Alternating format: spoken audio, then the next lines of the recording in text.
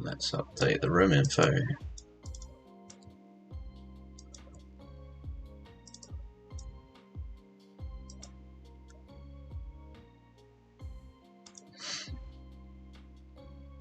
So in this room you'll get hands-on with and learn about the scripting and programming language Python. Although programming isn't required to succeed in security, it's a great skill to have. Absolutely this. As the scripting for Pentesters module demonstrates, being able to program allows you to create security tools and create quick scripts that will aid you in hacking as well as defending and analysing. This room will teach you variables, loops, functions, data structures, if statements, files. You will be using the code editor on the right hand side to complete exercises and solve challenges. The room will teach you the basics, just enough to give you the knowledge to make your basic scripts. If you want to use the development environment to code, download Python on the official website, which gives you an IDE called idle to code in. In programming, syntax is important as it describes the structure of a valid programming language. In simple terms, syntax tells the computer how to read code using rules that control the structure of symbols, punctuation, and words of the programming language. Run what's currently in the code editor using the green run code. So yeah, we're just printing that out. Cool. Alright. Hello world. To begin, let's create a simple program that outputs some text. So let's just replace all that.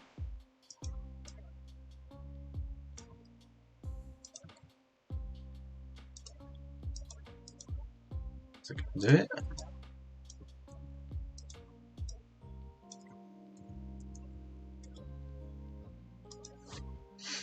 Oh, cool. We got a flag for it. As you can see from the example code block, it's just one line shown. When we run this code, it will output the text hello world. Let's break this down. In the example below, line 1 is a comment, so the hash. Starting with the hashtag, it will not run by the computer. Comment is written by the programmer to help other people reading the code understand what's going on. We can control the output to the screen by using a print statement. Anything inside the parentheses will be output. However, because we're printing a string, more data types later in the room, we have to put them inside quotations. Please note this room's examples of a Python 3.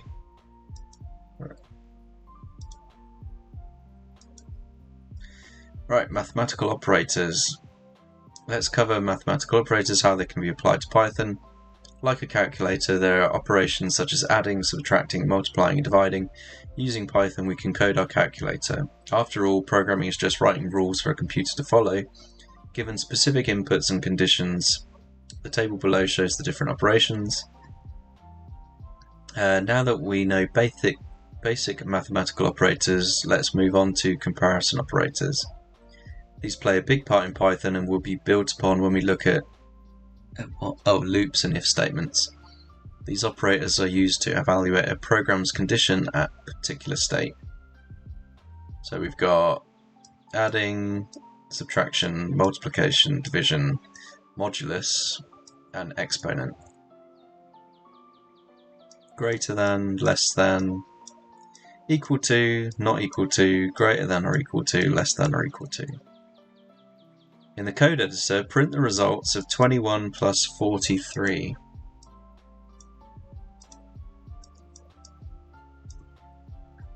So we can just get rid of the string. THM addition.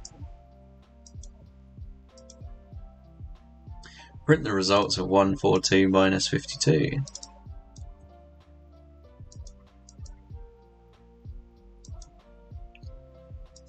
THM subtract.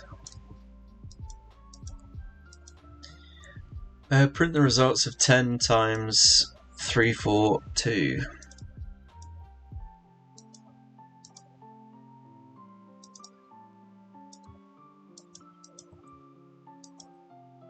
Print the results of 5 squared.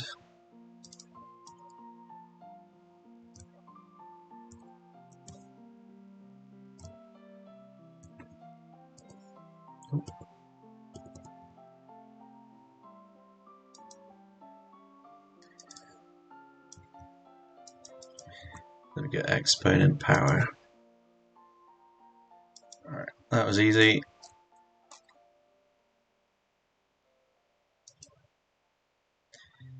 Variables and data types. Variables allow you to store and update data in a computer program. You have variable names that store data to that name. In the example above, we have two variables, food and monkey. Variables are powerful as you can change them throughout your program. The following example sets the age variable to 30. We increase the age variable by 1, that bit, making the final variable data 31. Feel free to copy and paste this into the editor, run the code and see its output.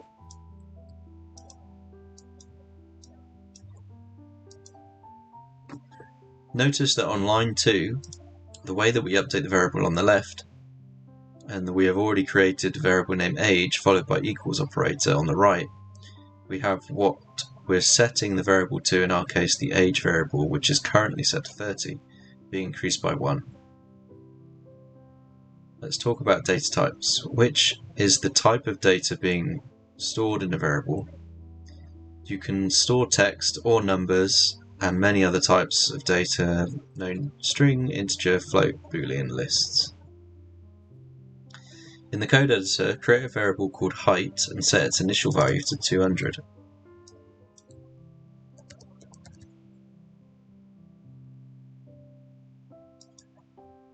On a new line, add 50 to the height variable.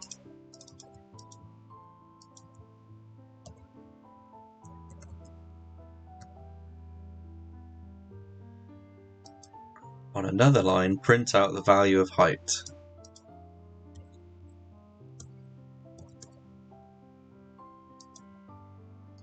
Cool. And then we get variables.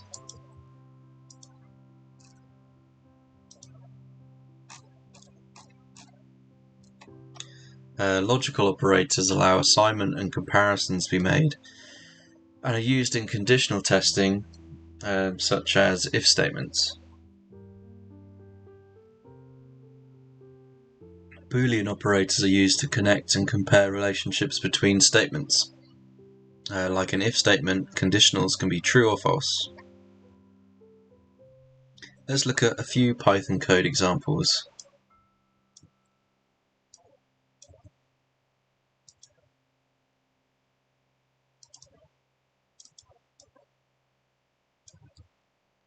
You just have to read it. So you're saying a equals 1 if a equals 1 or a is more than 10. A is either 1 or above 10. Yes. Name Bob hungry equals true.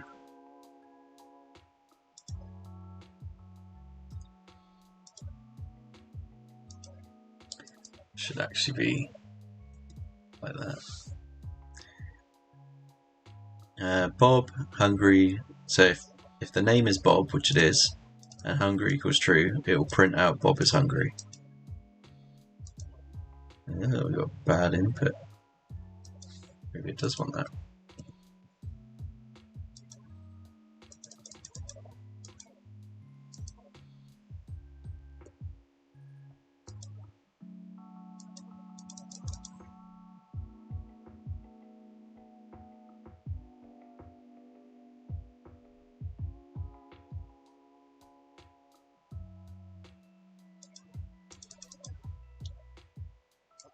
What's erroring there? Got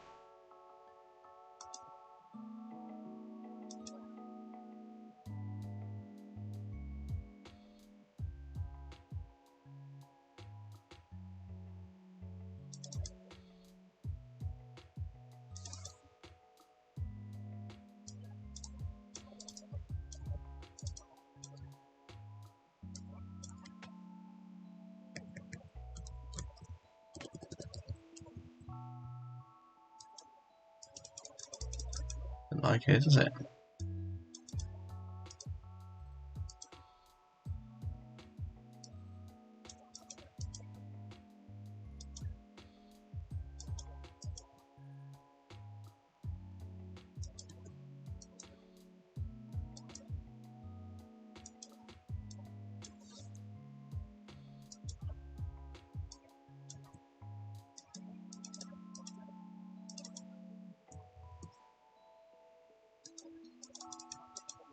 Here it says elif.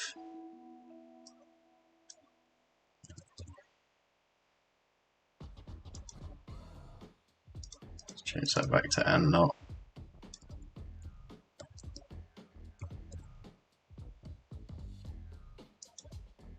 There we go, cool.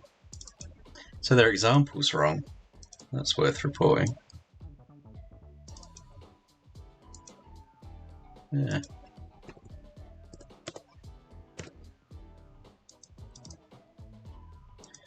Cool. Gets me every time when switching between Python and Yeah, I've done loads of JavaScript recently, so I haven't touched Python in about 2 years. Let's save that though, because I'll report that after this. That's my sublime. Wrong one.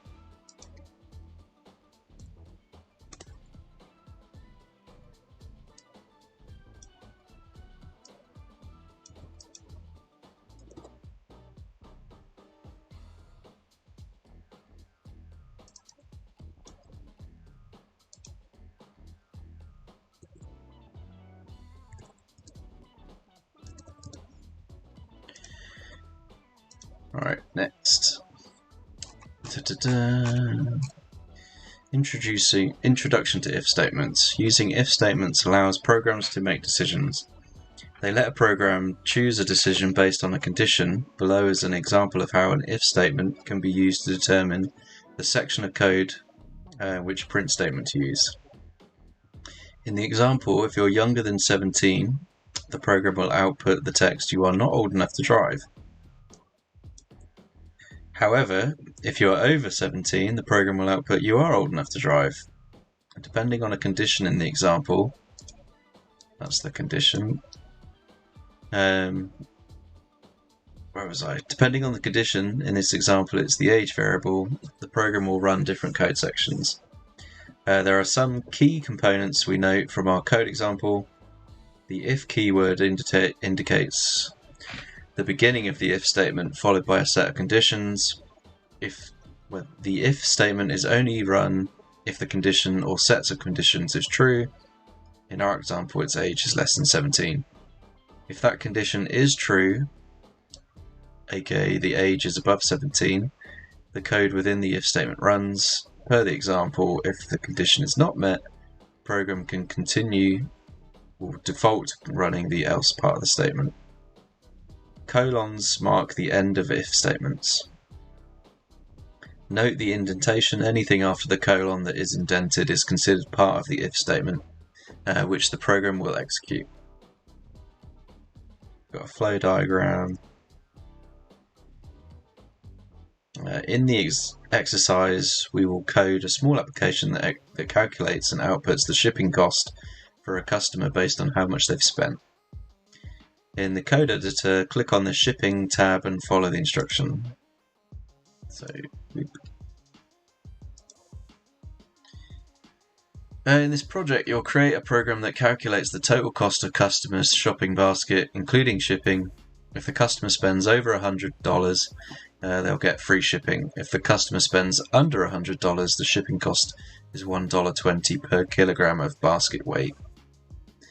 Print the customer's total basket cost, including shipping. So, if we already got, so we need a spend, don't we?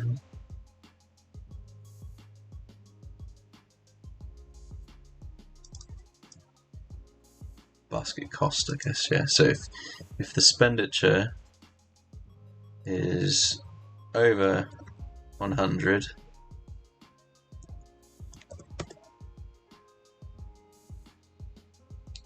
and we want to print just the shipping label.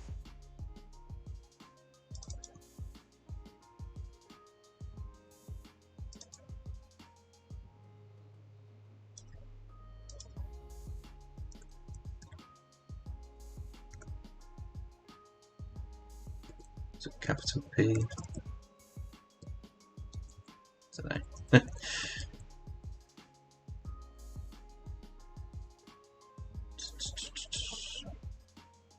We don't want a string, I don't think, do we? Just print out that. Just print out the cost. Otherwise,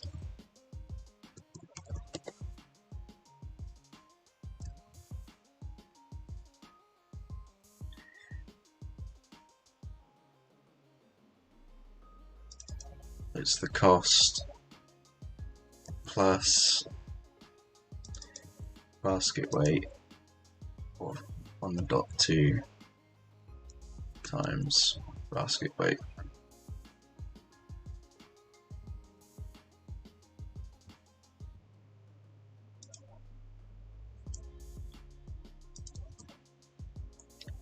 See if that works. Yeah, cool.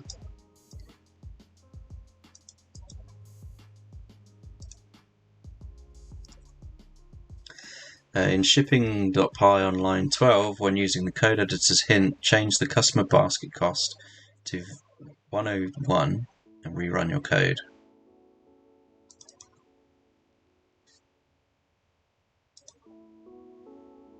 Oh, it works straight away, yeah, buddy. You will get a flag if the total cost is correct based on your code. Right, loops. In programming, loops allow programs to iterate and perform actions a number of times. There are two types of loops, for and while. Let's begin by looking at how we structure a while loop. We can have the loop run indefinitely, or similar to an if statement, determine how many times the loop should run based on a condition. This while loop will run 10 times, outputting the value of I each time it iterates. Let's break this down. So the I variable is set to 1. The while statement specifies that the start of the loop should begin. Every time it loops, it will start at the top, outputting a value of I. Then, as there's no more code in the program to execute, it goes to the top of the loop, starting the process over again. The program will keep on looping until the value of I is greater than 10. A for loop is used to iterate over a sequence such as a list. Lists are used to store multiple items in a single variable and are created using square brackets, see below. This for loop shown in the code block will run 3 times, outputting each website in the list. The list variable called websites has 3 elements. The loop iterates through each element, printing out the element. The program stops looping when it's been through each element in the loop. To give a real-world scenario, you would create a program that checks if a website is online or if an item is in stock. You would loop through the website list, add functionality inside the loop to check the website, output the results. The Python for Pentesters room shows you how to use Python to enumerate a target, build a keylogger, scan the network, and more. Let me guess, it's a subroom. Yeah, of course it is. In Python, we can also iterate through a range of numbers using the range function.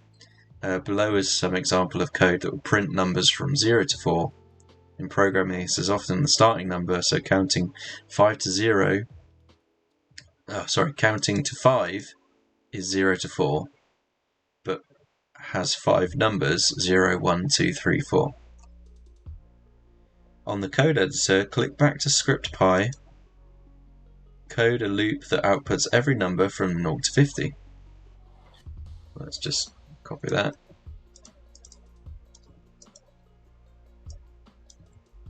And add a 0. Pow. Does it want to include 50? 51. There we go.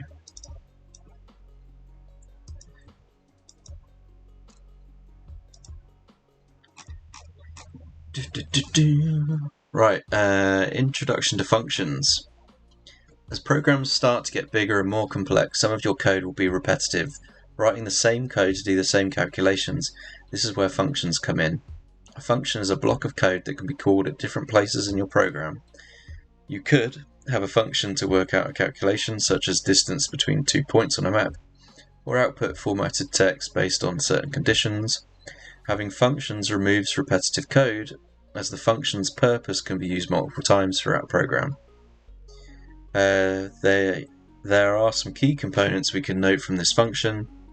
Def is a keyword indicating the beginning of a function.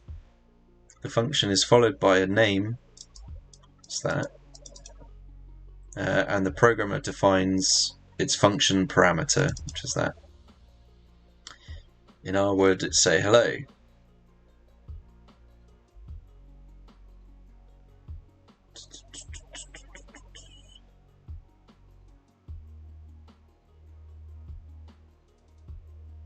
I'm not sure they've worded that particularly well. That's the name of the function. That's the name of the parameter. In our example, it's say hello. Just think that should have been there. But yeah.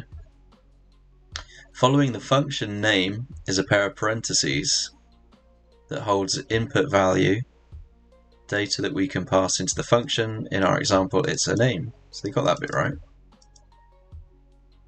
A colon marks the end of the function header.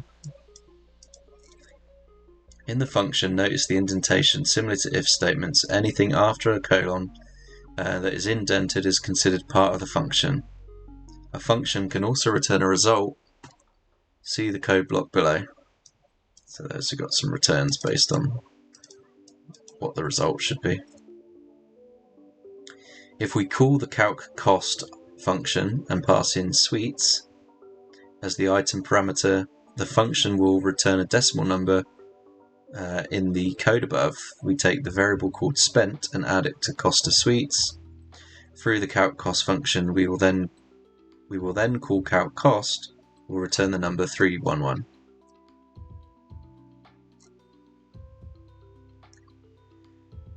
You have invested in Bitcoin and want to write a program that tells you the value of Bitcoin, tells you when the value of Bitcoin falls below the value in dollars. In the code below, click on the Bitcoin Pi script. Write a function called Bitcoin to USD.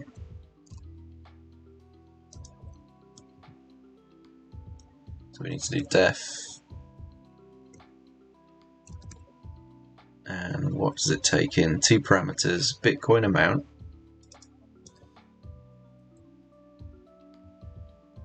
and Bitcoin value USD. Okay. The function should return USD value, which is your Bitcoin value in US dollars. To calculate this in the function, you times the Bitcoin amount by Bitcoin value and return the value. The start of the function should look like this. Yeah, we've just done that. Right, so we want to get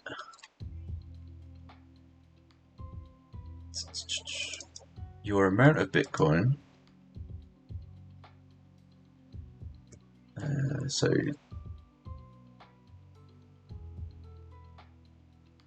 it's how many Bitcoins you've got times value of that. Just return it.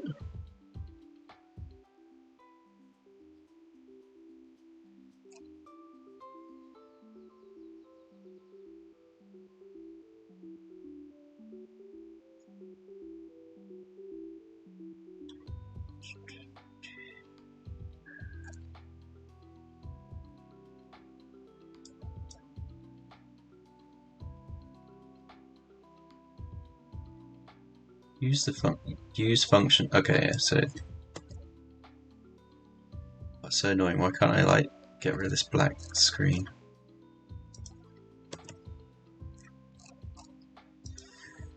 Right, so we'll do, what's the thing called?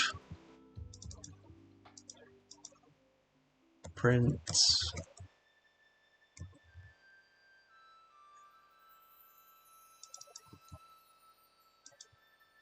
give it investment in Bitcoin and the US price of Bitcoin.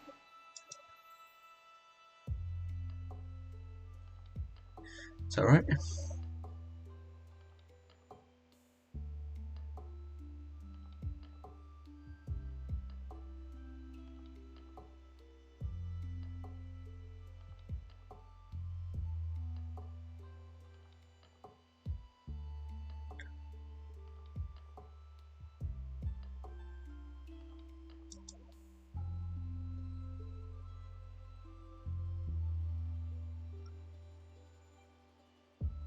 Yeah, so that's if I've got 1.2 Bitcoins and it's worth 40k, and then I've got 48k. Once you've written the function used to calculate your value, create an if statement to determine if the value falls below 30k. If it does, output a message to alert you via print statement.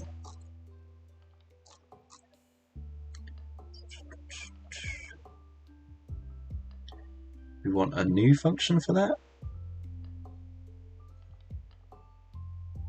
Bitcoin, so actually in this one.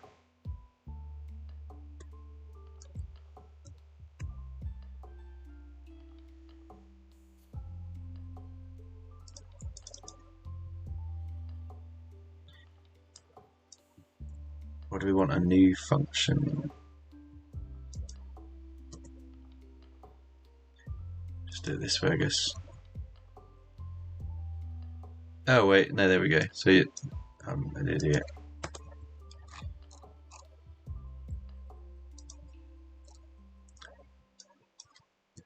So we want to actually put that if there.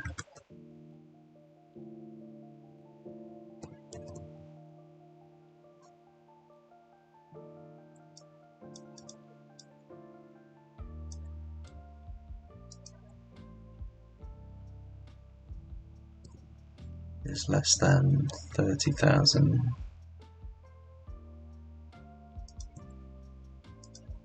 What do you want it to say? Just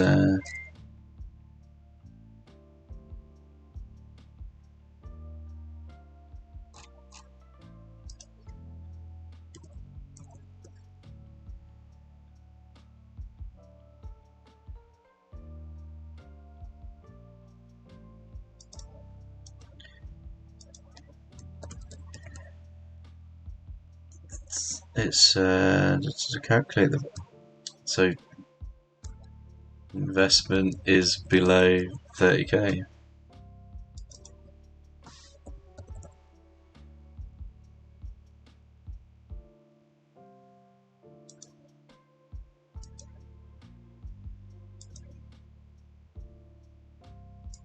Do I have to actually trigger it? Let's do like 2.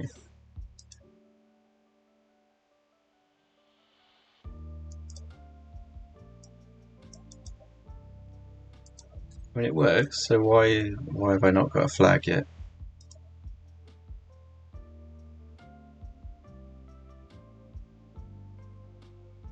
Make sure your Python function has the name Bitcoin to USD, which it does,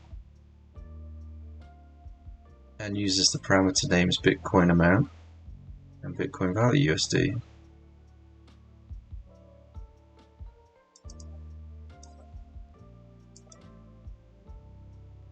Which it does.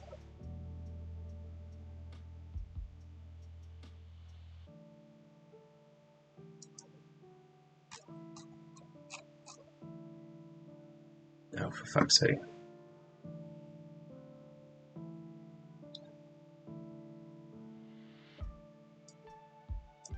So it just stores it in a thing. If it's less than equal to whatever that is.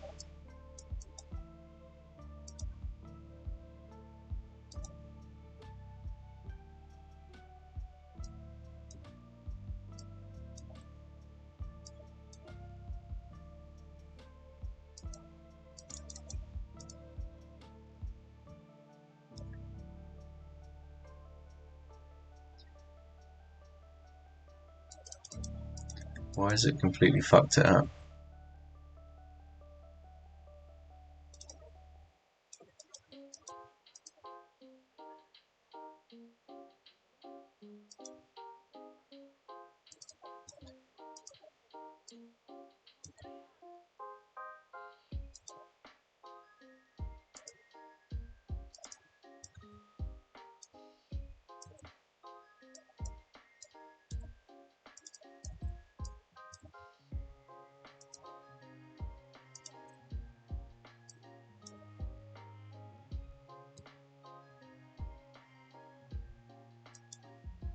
Fuck's sake.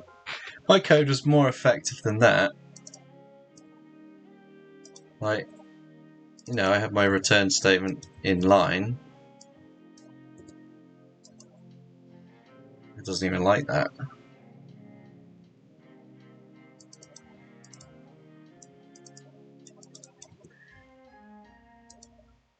Right.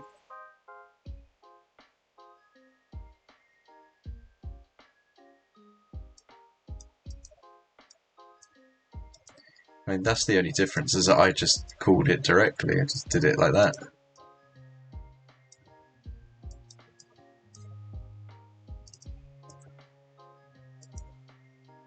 Yeah, so if you do it like that, it doesn't work. You have to do it as a separate variable. That's just dumb.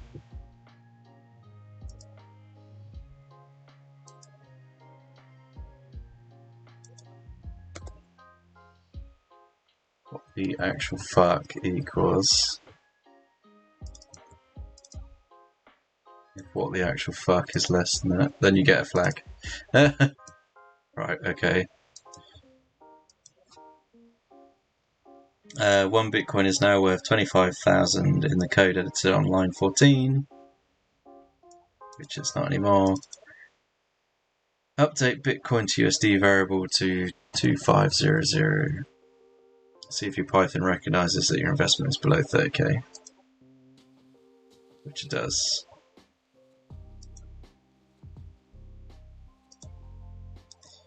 Right, that was stupid.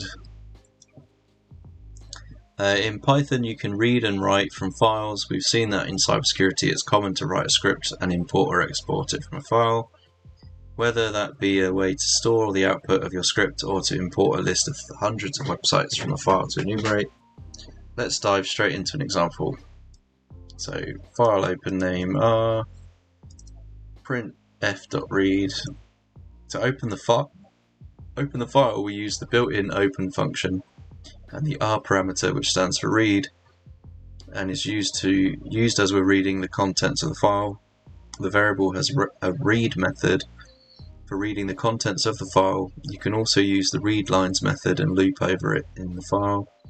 Useful if you have a list where each item is on a new line. In the example above, the file is the same folder as the Python scripts. If it were elsewhere, you would need to specify the full path of the file. You can also create and write files. If you are writing to an existing file, you open the file first and use A in the open function. After that, which stands for appends, you're writing a new file, you use write instead of A to see examples below for clarity. Notice that we use the close method after writing a file. This closes the file so no more writing to the file within the program can occur. In the code editor, write a Python code to read the flag.txt. What is the flag? Alright, so we want to just read it, so we can just copy that one. File name is flag.txt. Oh, flag.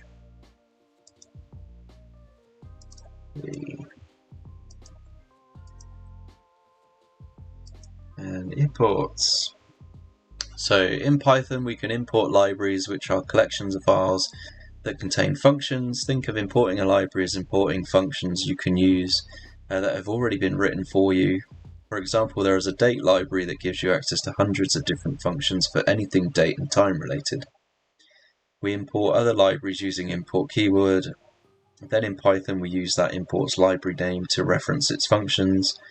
In the example above, we import datetime, then access the now method by calling a library name method name. Copy and paste the example above into the code editor.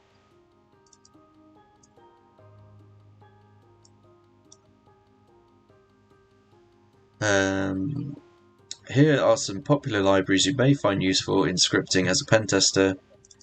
Request, Scape, Pawn Tools, Many of these libraries are already built into the programming language. However, libraries written by other programmers not already installed in your machine can be installed using an application called pip, which is Python's package manager. Let's say you want to install Scapy, a library which allows you to craft your own packets and code and then send them to other machines. You install it first by running the command pip install Scapy, after which your program can now import the Scapy library.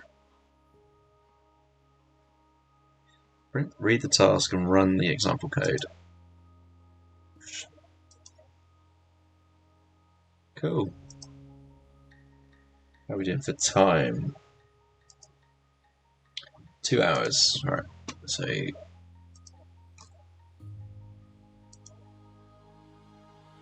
see what else we've got. Free, info, hide complete. We'll do all of those separately. What's this one?